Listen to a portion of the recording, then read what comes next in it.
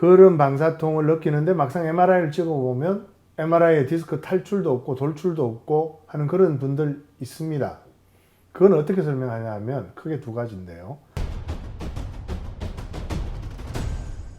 안녕하십니까. 오늘은 김 PD의 Q&A 시간입니다. 그동안 여러분 보내주셨던 그 댓글에 제가 많은 질문이 있었는데 답을 제대로 못 해드렸는데 답을 좀 드리는 시간을 가져볼까 합니다. 그동안 보내주셨던 질문을 좀 추린 다음에 답을 해드리고 또 필요하면 추가 질문도 받고 하는 그런 시간입니다. 자, 김 PD님 첫 번째 질문 해주십시오. 네, 이상근 증후군에 관한 질문인데요. 교수님은 이상근 증후군이 없는 거다 이렇게 영상 통해서 말씀해 주셨고요. 그런데 질문자분은요, 이상근 증후군이 맞다. 다른 교수님들한테 이상근 증후군이라는 진단을 받았다. 그 이유가요, CT, MRI 너무 깨끗하고 다만 전방 전이증만 있다. 그러므로 이상근 증후군이다 이렇게 말씀하시고 질문하셨습니다. 예, 네. 이상근 증후군이라고 진단을 받는 많은 분들이 사실은 디스크 탈출증으로 인한 방사통을 겪는 것인데 그 MRI를 찍어보면 디스크 탈출이 확연하게 보이지가 않아서 MRI에서는 디스크 탈출이 없으니까 디스크 탈출이 없는데 방사통이 느껴지네?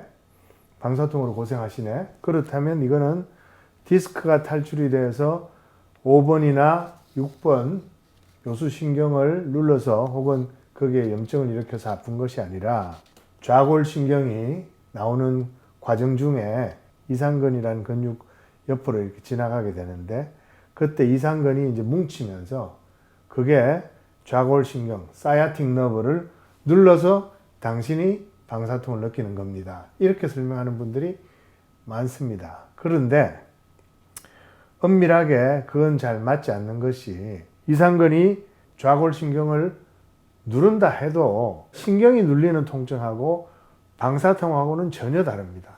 신경이 눌리면 찌릿찌릿해지는 거예요. 찌릿찌릿하고 저릿하고 우리 화장실에서 변비에 걸려가지고 화장실에서 오래 앉아있다가 일어나면 다리가 저리잖아요. 그게 신경이 눌리는 통증입니다. 수근관 증후군이라고 그래서 카팔 터넬 신드롬이라고 그래가지고 손목에서 신경이 눌릴 때도 그렇게 저리고 먹먹해지고 하는 건 느끼지만 그 손목 신경이 눌리면서 그 신경이 지배하는 근육이 막 아프고 그 다음에 그 신경이 지배하는 뼈가 아프고 하는 그런 일은 생기지 않습니다.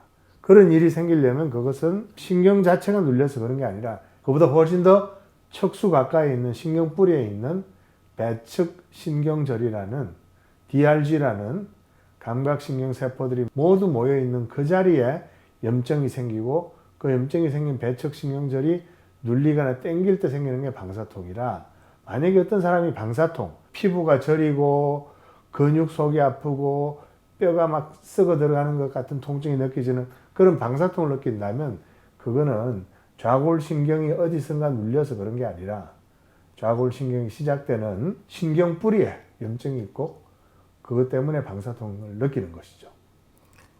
근데 교수님, 그러면 교수님 말씀을 다시 정리를 하면요. 네네. 이 질문자분은 MRI가 너무 깨끗하다 이렇게 말씀하셨거든요. 교수님은 MRI상 깨끗해도 돌출이 보이지 않는 MRI여도 돌출해온 압박에 의해서 배측신경절을 통해서 통증을 느끼는 게 아니라 돌출은 안 보이지만 왜 방사통을 느끼냐? 염증이 MRI상 보이지 않는 거죠. MRI상 염증은 잘 안 보이죠.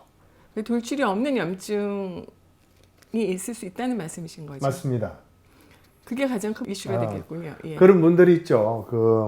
본인은 방사통으로 너무너무 고생하는데 네.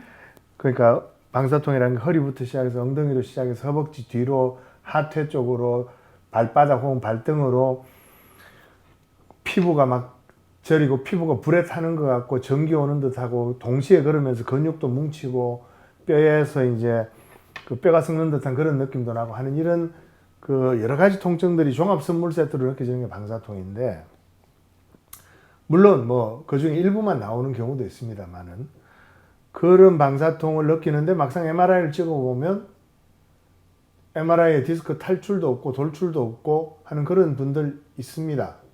그건 어떻게 설명하냐 하면 크게 두 가지인데요. 하나는 눈에 보이는 돌출이나 탈출은 없지만 디스크가 찢어져 있기 때문에 그 찢어진 틈으로 수액이 흘러나와 가지고 배측신경절에 묻어서 배측신경절에 염증이 생기고 그 생겨져 있는 배측신경절을 일상생활을 하다 보면 움직이는 동안에 당겨질 수 있지 않습니까? 혹은 우리가 MRI를 찍을 때 누워서 찍기 때문에 디스크가 들어가 보이지만 그 사람이 일어서서 MRI를 찍는다든지 그 사람이 저처럼 지금처럼 이렇게 앉아서 MRI를 찍으면 그때는 다시 디스크가 밀려 나오면서 또 배측신경절을 밀거나 누르거나 할 수 있는 겁니다. 그렇기 때문에 그런 경우에 생기는 기전이 하나 있고요. 두 번째 기전은 뭐냐면 정말 실제로 수액이 흘러나오지 않았어요. 수액이 밖으로 흘러나오지 않고 디스크 내부만 찢어졌는데 디스크 내부만 찢어져도 그게 방사통으로 느끼는 사람들이 있습니다. 그게 바로 예민한 디스크를 가진 분들입니다. 그래서 그 예민한 디스크를 가진 분들은 디스크 탈출이 없어도 본인은 디스크성 통증인데 디스크 내장증에 의한 통증인데 그게 남들이 느끼는 방사통으로 아주 예민하게 느끼는 분들이 있습니다. 그 두 가지 기전이고요. 그런데 지금 질문하신 이분은 정말 좀 말이 안 되는 질문인 것이 뭔가 하면 저는 MRI가 너무 깨끗하다고 합니다. 맞죠? 네, MRI나 맞습니다. CT나 너무너무 깨끗하다고 합니다. 전방전이가 있다는 건 말고요. 저는 깨끗합니다. 이렇게 말하는 거는 저로서는 참 이해가 안 되는 것이 전방전이라는 거는 그 디스크를 끼고 있는 그 마디가 정말 심하게 망가진 겁니다. 디스크 탈출보다 전방전이가 더 안 좋은 것이라고 볼 수 있어요. 그분이 뭔가 지금 개념이 전혀 잘못되어 있습니다. 그분은 그 질문하신 분은 좀 더 본인의 그 상황에 대해서 좀 더 정확하게 아실 필요가 있습니다. 네, 항상 교수님께서 정확하게 알기 위해서 노력을 하라고 말씀해 주시는데요. 조금 더 구체적으로요.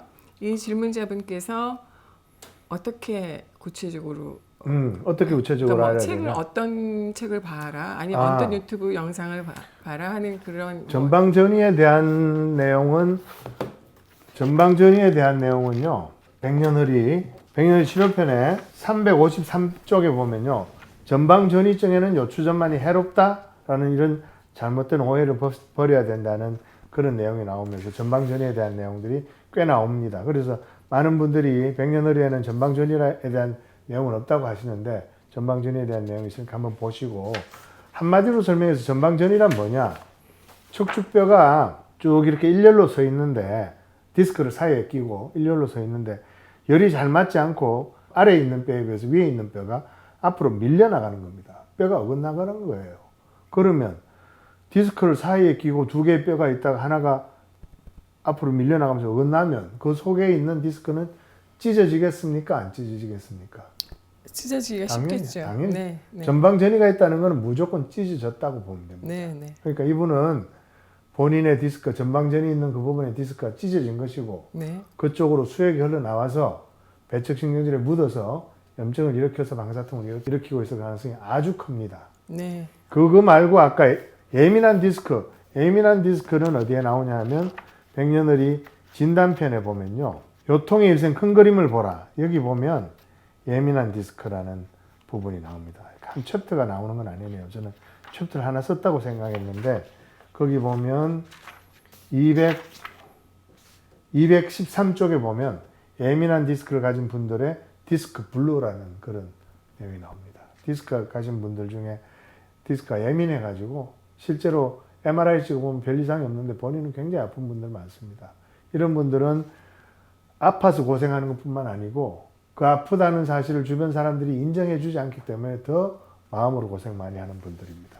이분은 그런 분은 아닌 것 같아요. 전방전이가 있기 때문에.